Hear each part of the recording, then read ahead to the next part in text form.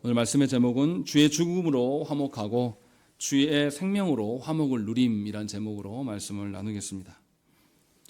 바울은 하나님께서 우리를 의롭다 하시는 것이 율법이나 할례가 아니라 믿음으로 인한 것임을 밝혔습니다. 그리고 그 구체적인 사례를 할례의 첫 시행자인 아브라함을 통해서 발견했습니다.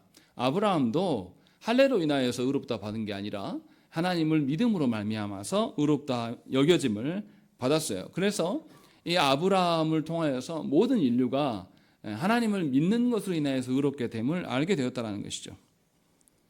이제 바울은 의롭게 됨의 그 이유를 밝혔다라면 이제부터는 오늘 본문에서 의롭다 하심을 받은 자에게 드러나는 유익이 무엇인가를 두 가지 측면으로 설명을 합니다.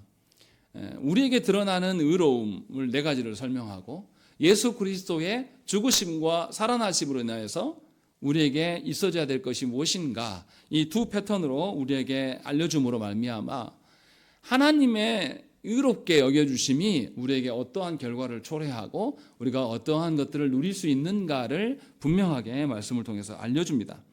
자, 그러면 먼저 우리가 네 가지 것을, 우리에게 드러난 유익이 네 가지 것이 어떤 것인가라는 것을 우리가 먼저 보십시다. 1절에 보시면 그러므로 우리가 믿음으로 의롭다 하심을 받았으니 우리 주 예수 그리스도로 말미암아 하나님과 화평을 누리자라고 이야기를 합니다. 첫 번째는 화평을 누리게 됨을 설명을 하고 있습니다. 우리는 원래 하나님을 떠난 그런 하나님의 원수였습니다.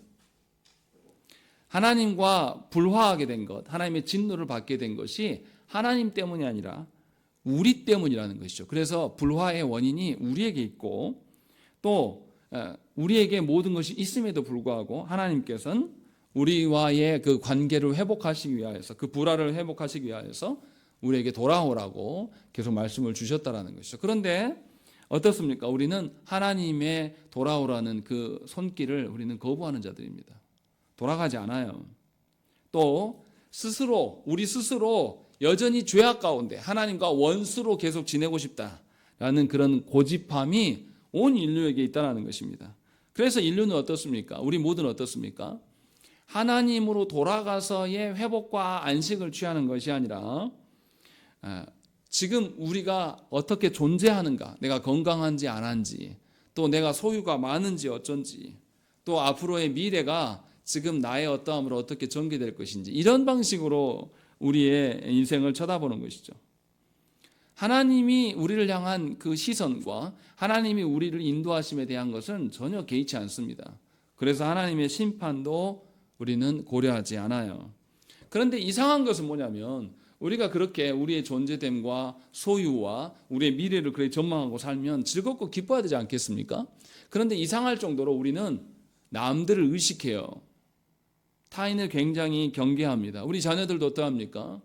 학교를 보낼 때 부모들이 너 가면 정말 다양한 친구들이 너희를 이롭게 하고 즐겁게 할 것이다, 이렇게 보내는 엄마는 거의 없어요. 굉장히 부정적입니다. 우리 아이를 어떤 아이가 와서 괴롭히진 않을까, 또 학교 가는 길에 못된 어떤 인간이 나와서 우리 아이를 치지 않을까. 그래서 요즘 엄마들 어떻습니까? 학교로 같이 등교해요. 뭐 하는 겁니까? 이 자신들이 존재하는 방식으로, 자신이 일궈 놓는 시스템이나 사회로 인하여서 우리 아이들이 더 즐겁게, 더 기쁘게, 더 이로운 것을 누릴 것이라고 기대하는 사람은 없어요. 전부 다 우리가 만들어 놓은 시스템에 살면서 우리는 그 속에서 서로를 경계하면서 두려워하면서 혹여나 우리 아이가 피해자가 되지 않을까. 또 어떻습니까? 소유가 있음으로 인해서 우리가 행복할 것이라고 말하는데 사실은 우리가 더 많은 것을 소유하기 위해서 소유에 집착합니다. 그리고 미래의 일도 우리가 과학이 이렇게 눈부시고 발전했으니 앞으로도 전망이 좋을 것이다 라고 생각하지만 놀라울 정도로 우리 시대는 미래를 점치는 그런 미신이 더 창궐하는 시대입니다. 그래서 국가 지도자도 어떻습니까? 미신에 호소하는 그런 무당들이나 이단들이, 신천지들이 그렇게 국가에 관련되어 있는 것들을 우리가 보게 되는 것입니다. 이게 아이러니인 거예요.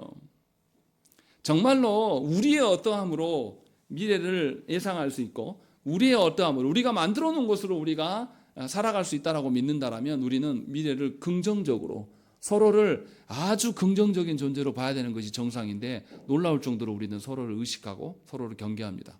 또 우리의 미래도 암울하게 보는 거예요. 두려워합니다. 또 죽음을 우리가 과학으로 이길 수 있다고 말하면서도 죽음을 회피하려고 합니다. 다 죽고자 하지 않아요. 왜 그렇습니까?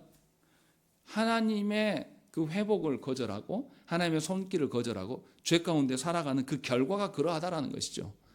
그런데도 우리는 이런 비참 가운데 살아가면서 하나님의 도우심을 인정할 줄 몰라요. 그래서 하나님께서 어떻게 하십니까? 당신의 아드님을 우리에게 내어놓으셨어요.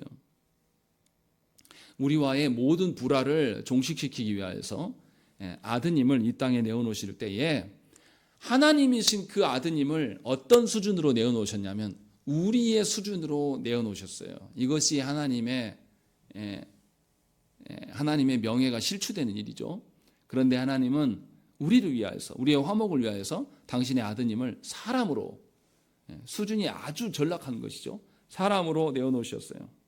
또 그리고 아드님을 통하여서 하나님의 기준에 부합한 화목을 이루라고 말씀하셨어요. 그래서 사람임에도 불구하고 사람으로 오셔서 하나님의 수준을 이루는 순종으로 십자가의 길을 주님이 걸어가신 것이죠. 그러면 우리에게 어떤 일이 벌어집니까? 이제 예수 그리스도로 말미암아서 예수 그리스도 이루신 그 화목이 우리에게 주어지기 때문에 우리가 우리 자체로는 하나님의 기준에 부합하지는 않지만 예수 그리스도로 말미암아 우리가 하나님의 기준에 부합하게 된 것이죠. 그래서 하나님과 화평하게 된 것입니다. 그러면 하나님과 화평을 누리기 위해서는 우리는 어떻게 해야 됩니까? 누구를 따라가야 돼요? 예수 그리스도를 닮아가는 삶을 살아가야 돼요.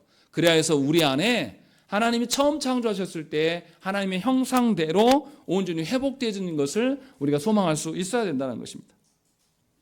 그래서 하나님과 화평하기 위해서는 첫 번째로 예수 그리스도를 따라가야 돼요.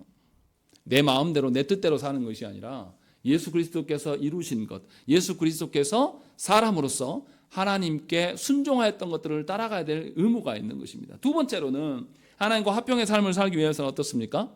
하나님과 화평을 살아가는 사람들이 있고요. 또 하나님과 화평하지 않는 무리들이 여전히 존재합니다. 세상은 어떻습니까? 하나님과 화평하고자 하지 않아요. 여전히 사람의 어떠함으로 살아간단 말이에요. 이 사람들이 하나님과의 화평을 추구하는 사람들을 내버려 둡니까? 아니요. 내버려 두지 않습니다. 하나님과 화평하는 자들은 자꾸 없는 하나님을 말한다라고 말해요. 세상이 그래서 예수 믿는 사람들을 좋아하지 않아요. 다시 말하면 하나님과 화평을 누리는 사람들은 세상과 불화할 수밖에 없어요. 세상으로부터 멸시를 받을 수밖에 없습니다. 그래서 예수께서 뭐라고 하셨습니까? 마태복음 10장 34절부터 36절의 말씀에 내가 세상에 화평을 주러 온 줄로 생각하지 말라. 화평이 아니요 검을 주러 왔노라. 내가 온 것은 사람이 그 아버지와 딸이 어머니와 며느리가 시어머니와 불화하게 하려 함이니 사람의 원수가 자기 집안 식구리라. 이렇게 말씀하시네요. 무슨 말씀입니까?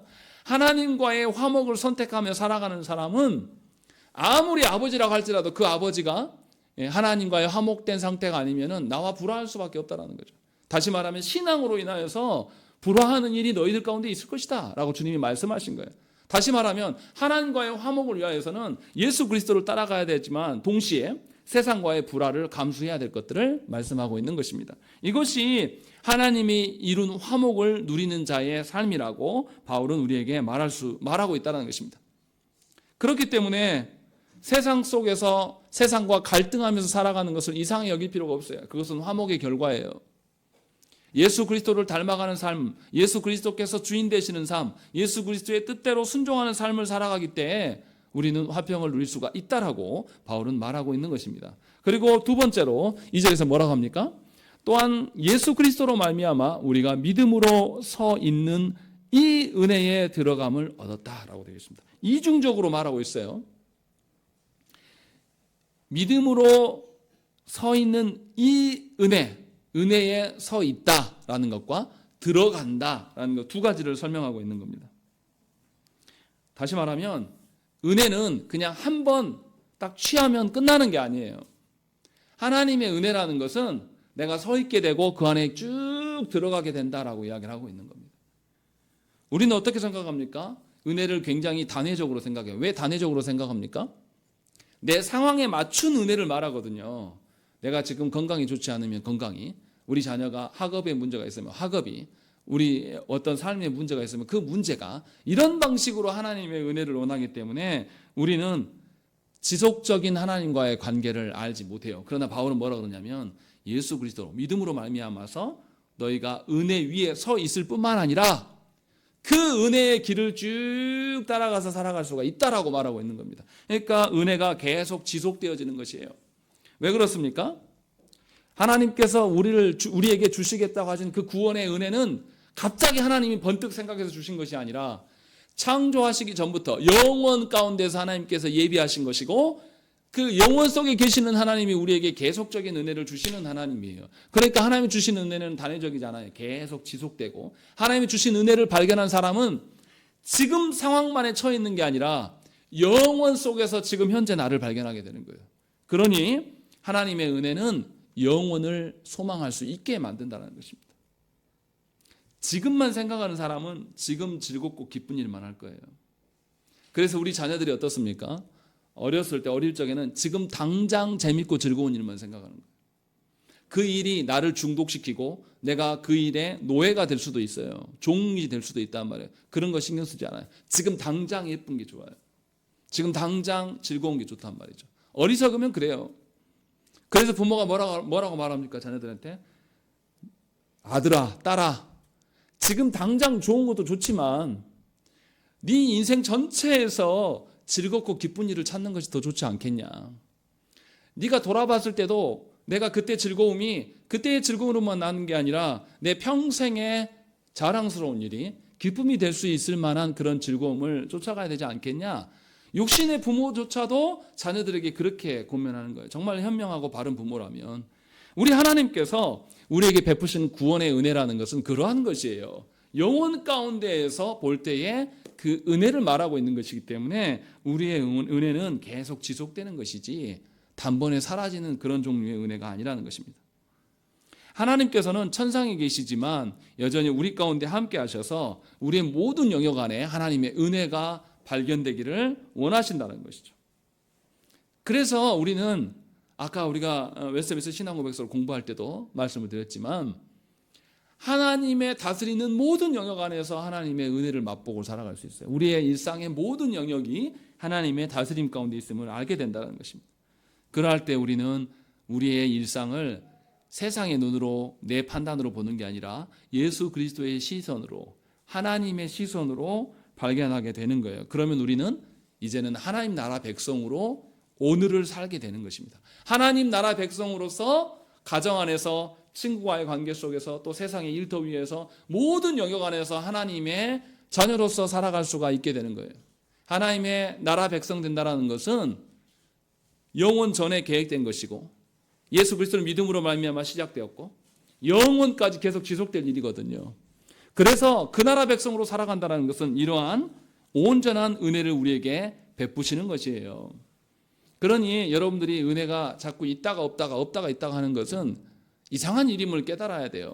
바울은 분명하게 은혜에 들어가게 됨을 얻게 되었다. 은혜로 늘 누리며 살아갈 수 있음을 우리에게 이야기를 하는 거예요. 그런데 우리가 어떨 때 하나님의 은혜 안에 있습니까? 우리가 누구로 인하여서 은혜를 받게 됐습니까? 예수 그리스도로 인하여서. 그래서 예수 그리스도 안에 있을 때만 우리는 하나님의 은혜를 말할 수가 있는 거예요. 그러니 구별하시라는 거예요. 세상에서 뭔가 일이 잘 된 것이 그게 하나님 은혜입니까? 예를 들어서 우리 규원이가 게임기를 사겠다고 용돈을 차곡차곡 모아가지고 40몇만 원을 모았어요. 기특하긴 해요. 그리고 와서 규원이가 자랑스럽게 와서 나 이제 모았으니까 아빠 그 닌텐도 얼마야?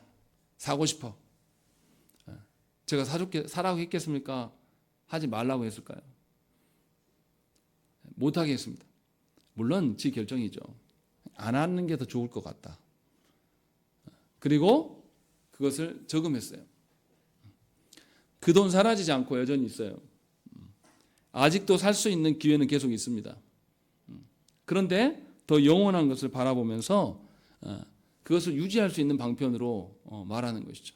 하나님의 어떠하심은 분명하게 이처럼 우리에게 지속되는 은혜를 주시는 것이고 그것은 그리스도 안에서만 살게끔 하신다는 것이죠. 우리가 세상 속에서 살아가요. 세상 사람들 가운데서 살아가기 때문에 세상의 질서에 영향을 받을 수밖에 없습니다. 그런데도 우리는 하나님께서 하늘 시민권자로 두셨단 말이에요. 절대 이 세상에 속하지 않도록, 그래서 세상의 노예가 되지 않도록 예수 그리스도께서 우리를 인도하게 하시는 거예요. 그래서 이 땅에서는 우리가 어떻게 취급을 받습니까? 나그네로 이방인 취급을 받게 되는 거예요. 마치 무엇과 똑같습니까? 요즘에 한국에 외국인들이 많이 와서 살잖아요. 한국 그렇게 살기 좋대요. 그런데 그 사람들이 와서 살아도 어때요? 완전한 한국인이 될 수 있습니까? 없습니까? 없어요. 귀화를 해도 피부색이 다르고 이 언어에 쓰는 것이 다르기 때문에 완전한 사람이 될 수가 없어요.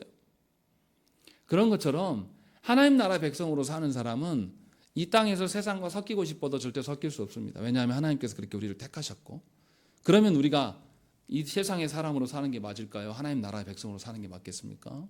하나님은 하나님 나라 백성으로 하늘 시민권자로 살게 하시기 위해서 변함없이 우리에게 무엇을 주신다고요? 은혜를 지속적으로 베푸신다는 것이죠. 그러니 우리가 그것을 누리라는 거예요. 누구 안에서? 예수 그리스도 안에서 누리예요. 그런데 예수 그리스도 안에서 누릴 때에 세상에서는 우리가 이방인이요, 우리가 나그네의 취급을 받을 수 있다라는 것을 성경은 말씀한다는 것입니다. 그리고 바울은 세 번째로 누릴 것에 대한 이야기를 해요. 무슨 이야기를 합니까? 하나님의 영광을 바라고 즐거워하느니라 라고 되어 있습니다. 전에는 세상 것에 대한 소망을 갖게 있었으나 예수 그리스도로 말미암아서 우리에게 생기는 소망이 있는데 그 소망이 하나님의 영광이에요. 하나님의 영광은 현재의 고난과 비교할 수 없는 것입니다. 어떻습니까? 우리가 인생을 살아가면서 뭔가 어렵고 힘든 일이 있어도 우리가 잘 견디고 인내하는 이유는 소망이 있기 때문이에요. 그 소망의 가치가 크기 때문에 지금 당장 내가 괴롭고 힘들어도 견디는 거예요. 우리 중고등부들 잘 들어야 될 게, 대학 시험을 놓고 우리가 계속 공부하잖아요. 시험 결과를 좋게 받는 그 기쁨과 그 영광이 있기 때문에 고통스러운 책상 앞에 앉아서 계속 버티는 게 얼마나 정말 힘들어요. 차라리 나가서 일하면요, 근육이라도 좋아져요. 일하는 게 더 쉽습니다. 몸으로 일하는 게. 책상머리에 앉아서 있으면 고문이에요. 책상에 의자에 이렇게 하루 종일 앉아서 그런 생활을 계속 하면요, 허리가 틀어지고 몸이 막 이상해집니다. 근데 왜 견딥니까? 그때의 영광이 있기 때문에 그래요. 그런데 예수 그리스도 안에서 성도들에게 주시는 그 영광은 세상의 것과 비교할 수가 없습니다. 그것을 말로 설명할 수가 없어서 제가 어떻게 할 수는 없어요. 그래서 베드로도 뭐라고 합니까? 변화산에서 예수 그리스도께서 변화되는 그 영광스러운 모습을 보면서 베드로가 놀래요. 그리고 그것을 떠나지 않기를 원해요. 그래서 초막셋을 짓고 나 여기서 영원토록 있고 싶다. 이 하나님의 영광 가운데 있고 싶다라고 말합니다. 그리고 베드로가 그것을 경험한 뒤에 베드로후서를 쓸 때 뭐라고 말하냐면 베드로후서 3장 18절에 오직 우리 주 곧 구주 예수 그리스도의 은혜와 그를 아는 지식에서 자라가라. 영광이 이제와 영원한 날까지 그에게 있을지어다 라고 말씀하는 거예요. 예수 그리스도로 드러난 하나님의 영광이 얼마나 크고 놀라운 것인가를 이 베드로는 변화산에서 보았어요. 그래서 모든 성도들에게 그리스도로 아는 지식으로 그 영광에 이르도록 자라가야 될 것이 너희의 소망이다 라고 베드로 사도는 우리에게 말씀하고 있는 것입니다. 베드로만 말하는 게 아니라 바울도 말합니다. 바울은 어떤 사람입니까? 하나님께서 셋째 하늘로 인도하셔서 하나님 나라를 보고 온 자예요. 그런데 바울이 보고 와서 뭐라고 합니까?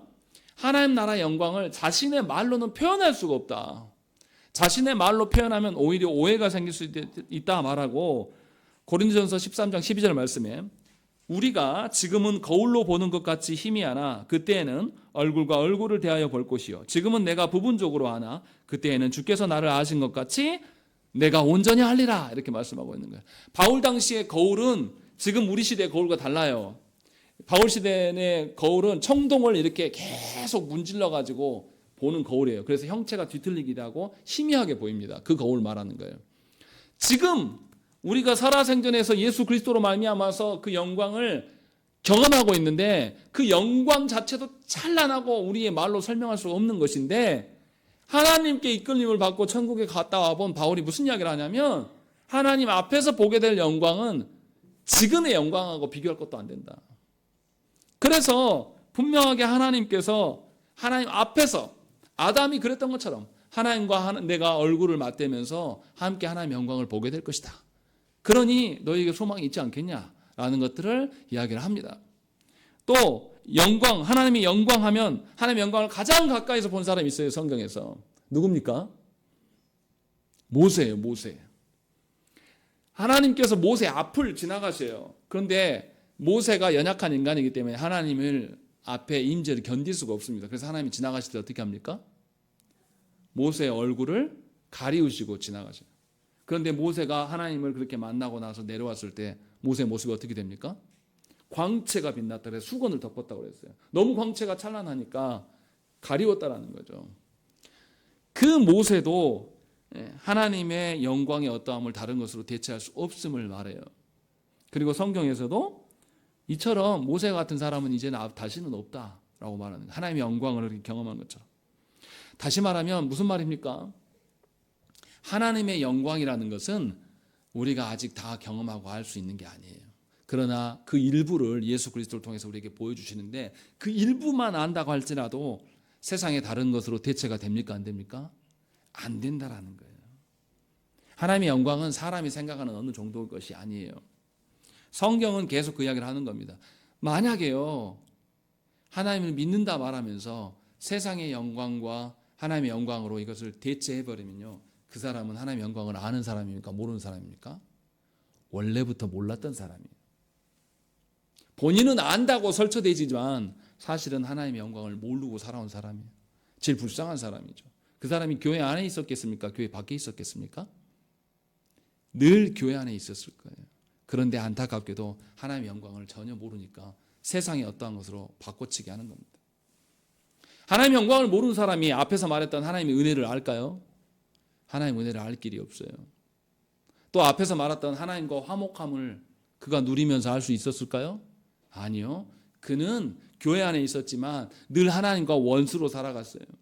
그래서 세상 가운데 살기를 원했고 세상처럼 살기를 원했다는 것이. 그런 사람이 교회 안에 굉장히 많아요. 그래서 바울은 진실로 너희가 그리스도로 인하여서 하나님을 믿는 믿음으로 말미암아 의롭게 된 자라면 이러한 하나님과의 화목과 하나님의 그 은혜와 하나님의 영광을 소망하면서 살아갈 수 있는 것이다 라고 바울은 말하는 거예요. 그러니까 그리스도인이라면 이것들에 대해서 필수적으로 점검하면서 과연 내가 그것을 지향하고 있는가를 보라는 거예요. 안 그러면 스스로를 속이는 것이다 라고 지금 말하고 있는 것입니다. 그리고 더 큰 것은 3절에 나와요.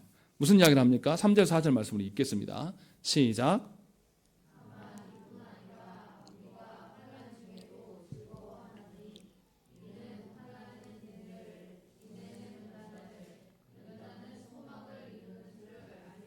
예, 바울은 무슨 이야기를 하냐면 환난을 당했는데 즐거워한다는 거예요. 그러면 환난을 자랑한다는 겁니까? 감춘다는 겁니까? 자랑한다는 거예요. 여러분들 어려운 일이 처하면 여러분들 자랑합니까? 감춥니까? 감춰요. 대부분 다. 갑자기 성도들이 그렇게 잘 나오고 했던 분들이 갑자기 자신의 본 모습을 감추고 드문불출해요. 뭔 일이 있다는 거죠. 교회 잘 나오다가 갑자기 사라져요. 뭔 일이 있다는 거예요. 세상의 방식은 이렇습니다. 환난이 오면 감춰요. 그것이 자신의 칩으로 드러날까 봐 두려워합니다. 그런데 바울은 뭐라고 그러냐면 예수 그리스도로 말미암아 하나님께 의롭게 된 자는 환난을 기뻐한다. 환난을 자랑한다라고 말하고 있는. 그럼 어떻게 자랑합니까? 야고보서 1장 4절 말씀에 인내를 온전히 이루라. 이는 너희로 온전하고 구비하여 조금도 부족함이 없게 하려 함이다 라고 있는 것입니다. 인내라는 것은 뭡니까? 인내를 온전히 이룬으로 인하여서 우리가 견뎌낼 수 있는 것이 환난이라고 야고보 선생은 우리에게 말씀합니다. 또 시편의 말씀에 보면 시편 50편 15절 말씀에 환난 날에 나를 부르라 내가 너를 건지리니 네가 나를 영화롭게 하리로다 라고 말씀해요. 환난난에 하나님의 도우심을 구하는 자는 하나님이 개입하실 수 있는 근거가 마련이 되는 것이고 하나님이 역사하셔서 너를 구원하게 될 거예요. 그러면 구원받은 자에게 드러난 환난 가운데 드러난 그 소망과 기쁨이 더욱 하나님을 영광되게 할 것이다. 하나님의 영광까지도 보게 된다는 거죠. 그러면 그 사람은 환난 가운데서 하나님의 영광을 소망하게 되는 것이고 환난을 통하여서 하나님의 크고 높으심을 발견하게 되는 것입니다. 그래서 환난을 하나님을 믿는 믿음으로 잘 인내하고 건너뛴 사람은, 견딘 사람은 환난을 지나면서 성숙해져 갑니다. 그래서 예수 믿는 사람들에게 시험은 있습니까? 없습니까? 있어요. 그런데 시험에서 넘어지라고 있는 시험이 아니라 잘 이겨내서 성숙함으로 가는 그런 시험이 예수 믿는 모든 자들에게 있다는 것입니다. 그래서 우리는 이 환난을 통하여서 누구를 더 신뢰하게 됩니까? 하나님을 더욱더 신뢰할 수 있게 되는 거예요. 어떻습니까? 어린아이 때 부모를 바라보는 것은 자기의 원하는 것을 들어주는 것 정도의 부모를 발견해요. 그래서 도율이만 할 때는 어떻습니까? 지 맘대로 안 되면 울고 막 소리 질러요. 지가 원하는 대로 해주라고. 그런데 좀 더 크면 어떻습니까? 이제 준호만큼 크면 어때요? 눈치를 봐요. 아, 엄마가 지금, 아빠가 지금 어떤 상태구나. 내가 이것을 더 이상 하면 안 되겠다. 이제 아비의, 어미의 심정을 조금 알게 돼요. 더 크면 어떻게 돼요? 본인도 이제 새끼 낳아서 살아보면서 이제 알아요. 아, 내가 그냥 사람 된 게 아니구나. 이처럼 놀라운 부모의 헌신과 그런 수고가 있지 않았냐. 그 가요 중에 김진호 씨가 부른 거 가족 사진인가 뭐 그런 노래가 있어요. 거기 보면 가사의 내용이 뭐냐면 자기가 이제 젊어져서 성숙했어요. 그래서 옛날 가족 사진을 보니 그 엄마 아빠의 그 모습이 자기처럼, 지금의 자신처럼 찬란하게 꽃을 피우고 있어요. 그런데 그때가 다 없어졌어요. 다 지금 찌들고 쇠락해졌어요. 왜요? 자신의 이 청춘, 자신을 꽃 피우기 위해서 그 부모가 쇠락해져 갔구나 라고 하면서 부모의 사랑을, 가족 사진을 보면서 그렇게 노래하는 그런 노래가 있습니다. 거기에서 드러난 그 부모의 사랑을 경험하고 이제 성숙해져 간 것이죠. 이처럼 사람이 하나님 앞에서 살아간다고 할 때에 하나님이 주시는 시험을 경험하고 통과하는 자만이 성숙할 수 있고, 그렇게 성숙한 사람만이 하나님의 도우심, 하나님의 인도하심을 진심으로 알고 기뻐할 수 있다는 것이죠. 그래서 자신이 경험한 환난이 지긋지긋하고 괴로웠던 것이 아니라 이 환난을 통해서 누구를 더 신뢰하게 된 거예요. 하나님을 더욱더 신뢰하게 된 것이기 때문에 이제는 아픈 기억이 아니에요. 즐겁고 기쁘고 감사한 기분으로 바꾸는 것이죠. 그래서 시편 119편 말씀에서 뭐라고 합니까? 고난 당하기 전에는 내가 그릇 행하였더니 고난을 당한 이후에 이제는 주의 말씀을 지키나이다 라고 말하는 거예요. 이제는 성숙하고 보니, 고난을 통과해서 보니 하나님께서 나에게 하셨던 말씀이 누구를 위한 말씀이에요? 나를 위한 말씀. 하나님과 화목함으로 인하여서 하나님의 은혜를 누리며 살고 하나님의 영광을 보면서 살게 하시기 위하여서 하나님께서 나에게 환난을 주셨고 성숙의 과정으로 하나님 허락하신 거구나 라면서 깨달아서 이제는 더더욱 하나님의 말씀 한마디 한마디가 얼마나 엄중하고 귀한 것인가를 깨닫게 된다라는 것을 시인이 고백하라는 것이죠. 하나님 앞에서 이렇게 환난의 시련들을 잘 견디고 이겨나간 사람에게 드러나는 성숙은 이 모든 것을 포괄하는 역사가 일어나게 되는 것입니다. 그래서 하나님의 말씀이 더 귀하게 되는 거예요. 분명히 바울은 이것을 우리에게 이야기합니다. 이처럼 하나님을 향한 믿음을, 하나님이 의롭다 하여 주심으로 말미암아 우리에게 생겨난 그 믿음은 하나님의 화평을 통해서 하나님이 주시는 소망을 바라보게 되고 하나님의 은혜를 누리면서 살게 된다는 것입니다. 그래서 우리에게 온 시험과 환난까지도 불평하며 괴로워하면서 막 꼬라지를 부리면서 사는 인생이 아니라 하나님이 나를 더욱더 성숙케 하시는 과정임을 발견하게 되는 것이고, 온전하게 하나님을 바라보게 되는 거예요. 하나님은 우리에게 환난을 주실 때에 방치하시고 모른 척 하십니까? 그렇지 않아요. 하나님은 관여하십니다. 자녀를 가르칠 때 어때요? 여러분들 자녀를 바르게 가르치려고 할 때 자녀가 부모의 권면한 대로 안 들어요. 그럼 어떻습니까? 부모가 매를 들어요. 매를 들 때 부모가 자기 화풀이 하려고 매 듭니까? 그렇지 않아요. 매 한 대 때릴 때마다 이 녀석이 매 맞으면서 아파가지고 발바닥 치고 발광하는 모습을 보면 부모가 그걸 견뎌야 돼요. 그런데 그냥 견디는 게 아니라 그 아이의 아픔을 알고 견뎌요, 부모도. 그 과정을 거쳐야지만 자녀가 사람 새끼가 됩니다. 그러할 때 온전하게 절제할 수 있는 인간이 돼가는 거예요. 그 부모가 그거를 못 견디면 망나니로 만드는 겁니다. 그 과정 없이 망나니로 키워놔요. 내 품 안에서는 예쁘지만 나가면은 사회에 문제가 되는 것이죠. 분명하게 자녀를 사랑함이 바로 이러한 것이, 하나님께서 우리를 사랑함도 이러한 것이기 때문에 환난을 통하여서 하나님 나라를 보게 한다는 것이죠. 이것이 하나님의 사랑이에요. 그래서 하나님의 사랑은 마냥 좋은 것이 아니에요. 죄인인 우리, 비참 가운데 머물러 있는 우리를 하나님께서 바꾸셔야 된단 말이에요. 그래서 우리의 죄악을 보게 하시고 우리의 죄악으로부터 하나님의 의로운 길로 인도하시는 공의의 하나님이시라고 분명하게 말씀하고 있는 겁니다. 그래서 분명하게 참된 성도는 하나님 앞에서 자기 자신에게 드러나는 것이 무엇인지를 점검하는 성도예요. 진실로 예수 그리스도를 믿음으로 말미암아서 우리 안에 하나님과의 화목이 있는지를, 또 하나님께서 주신 은혜가 변함없이 나에게 여전히 지속되고 있는지, 또한 하나님이 보이신 영광이 정말로 우리의 소망이 되며 지금의 괴로움과 그 고통이 하나님이 나에게 성숙을 향해 가시는 것인지를 발견할 수 있는지를 점검하셔야 한다는 것입니다.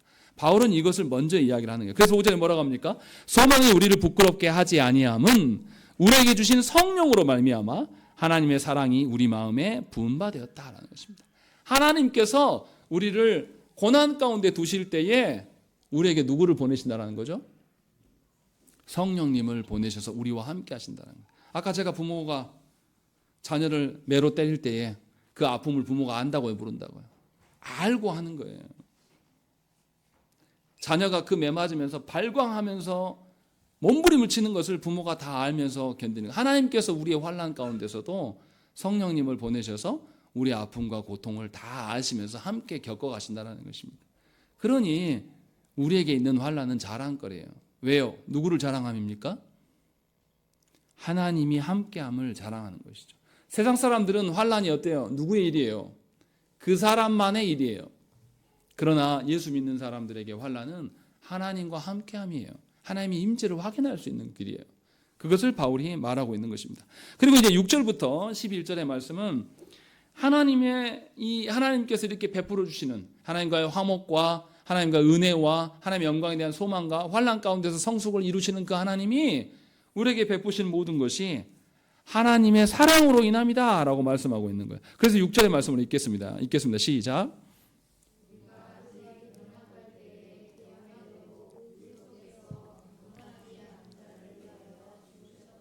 예, 하나님이 우리를 사랑하셨기에 가장 연약하고 힘이 없을 때에, 아무런 가치 없을 때에 하나님은 당신의 아드님을 우리에게 내어주셨다라고 말씀하고 있는 거예요.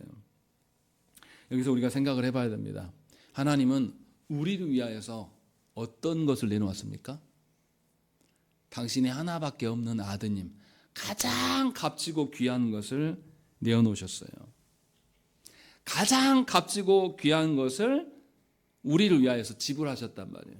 그러면 우리는 하나님께 어떻게 나아가야 되겠습니까? 하나님 어떻게 사랑해야 되겠습니까? 성경에서 말하잖아요. 하나님 어떻게 사랑하고? 어떻게 사랑하라고요? 마음을 다하고, 뜻을 다하고, 힘을 다하고, 목숨을 다해서 주어 너희 하나님을 사랑하라고 말씀해요. 하나님이 우리에게 목숨을 요구하면서 사랑하라는 것이 지나친 겁니까?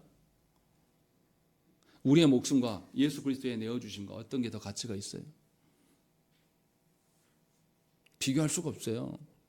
하나님이신 성자를 우리에게 내어주시면 우리 하찮은 목숨과 비교할 수 있는 게 아니에요. 하나님은 최고의 것으로 우리에게 내어놨어요. 그러면서 하나님의 사랑을 알기 위하여서 우리에게 목숨과 마음과 뜻을 다하여 하나님과 이웃을 사랑하라고 하나님 말씀하신단 말이에요. 그러면 우리도 하나님께 어떻게 나아가야 되겠습니까? 하찮은 어떠한 것으로 하나님께 나아가는 것이 이게 합당한 것입니까? 정말로 하나님의 사랑에 대한 합당한 반응일까요? 예수 믿는다 말하면서 교회를 섬긴다 말하면서 우리는 가장 쉬운 방법을 선택합니다. 특히 현대인들이 더 그래요. 헌금 몇 푼 던져주는 게 제일 쉽습니다. 자신의 전체도 아니에요. 자신의 아주 하찮은 일부를 딱 던져놓으면서 내가 하나님 사랑한다라고 말해요. 그런 거에 속습니까? 여러분들 아내에게, 자녀들에게 아주 하찮은 거 푼돈 던져주면서 내가 너 사랑해 이런 말하면 내 배우자가 거기에 속아 넘어주면서 정말 사랑에 감격하고 그럽니까? 그렇지 않다니까요. 그런데 우리는 하나님께 그런 방식으로 간다는 거죠. 하나님은 우리가 가장 연약할 때에 가장 귀한 분을 우리에게 내어주셨어요. 또 예수 그리스도는 우리를 위하여서 죽으실 때 어쩔 수 없이 끌려가서 죽으셨습니까? 아니에요. 주님은 적극적이고 자발적인 사랑을 보여주셨어요. 스스로 하나님이시면서도 하나님의 자리를 내어 던지고 스스로 그 자리에 내려가셨어요. 세상의 사랑은 어떻습니까? 세상의 사랑은 그런 방식으로 사랑하지 않아요. 부모 자식 간의 사랑도 무엇 때문에 사랑합니까? 혈육 때문에 사랑하는 거예요. 친구에 대한 사랑도 어떻습니까? 친구가 있는데 제가 우리 자녀들을 보니까요, 쭉 살아오면서 한결같은 친구는 한 명도 없어요. 언제나 친구의 상황이 있어요. 그래서 이 친구가 이 무리에 끼려고 우리 자녀들을 배신할 때도 있고, 또 지가 배신당해서 홀로 되면 외로우니까 집 앞까지 쫓아와서 막 같이 친하자 막 보니까 친구가 계속 바뀌어요. 세상의 친구 간의 사랑은 어떻습니까? 상대방의 반응에 대한 그거에 근거할 뿐이지 진실된 사랑이 사실은 아니에요. 또 동료에 대한 사랑도 어떻습니까? 동료가 제 할 일을 잘 해줘야지 나에게도 유익이 있어요. 유익에 근거한 사랑일 뿐이에요. 연인에 대한 사랑도 어떻습니까? 쾌락에 근거한 사랑일 뿐입니다. 그래서 어때요? 신혼 때의 그 아름다움과 늙어서의 아름다움이 달라요. 태도가 돌변하는 것입니다. 이것이 세상의 사랑이에요. 전부 다 이런 식이에요. 나라에 대한 사랑도 어떻습니까?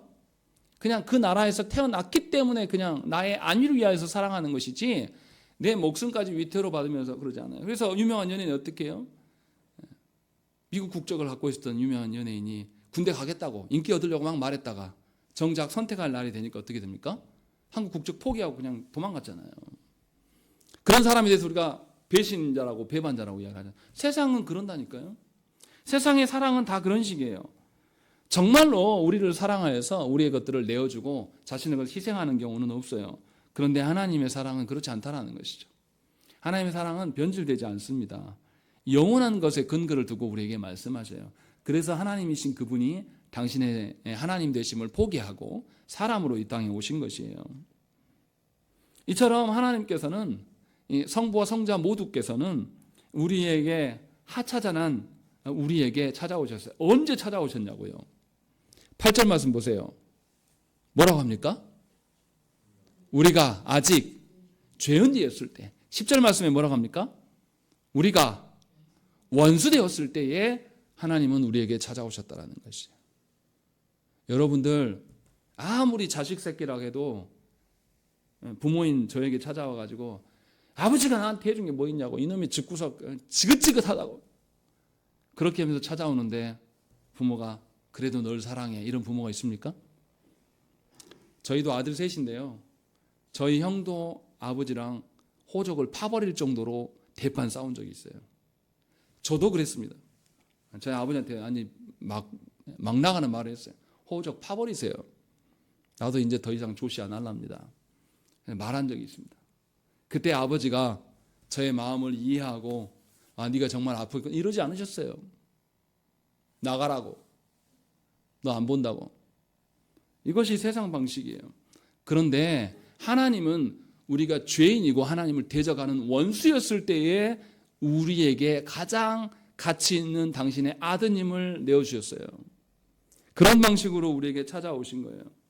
그리스도의 죽으심은 성부 하나님의 사랑을 확증해 준 거예요. 하나님의 사랑이 얼마나 큰 것인가를 우리에게 알려주신 것이란 말이죠. 그런 방식으로 우리에게 찾아오셔서 우리에게 살 길을 열어주신 거예요. 우리 가운데선 사람들 가운데선 그것을 볼 수가 없습니다. 그러나 하나님은 그런 방식으로 우리에게 찾아오셨어요. 그런데 바울은 예수 그리스도의 죽음만을 말하지는 않아요. 뭐라 그러냐면 예수님의 죽음 이심 이후에 10절의 말씀으로 읽겠습니다. 시작.